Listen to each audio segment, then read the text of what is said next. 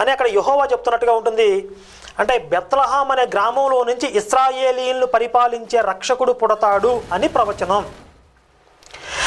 కానీ యేసు బెత్లెహేము అనే గ్రామంలో పుట్టలేదు. ఆ ప్రవచనం నెరవేర్పు కోసం ఈ సువార్తికులే అలా రాశారు. అలా రాసే క్రమంలో వీరిద్దరి మధ్యన జరిగినటువంటి ఈ అవగాహన లోపం వల్ల కొన్ని లోపాలు దొర్లాయి అని ఒక వాదన ఉంది.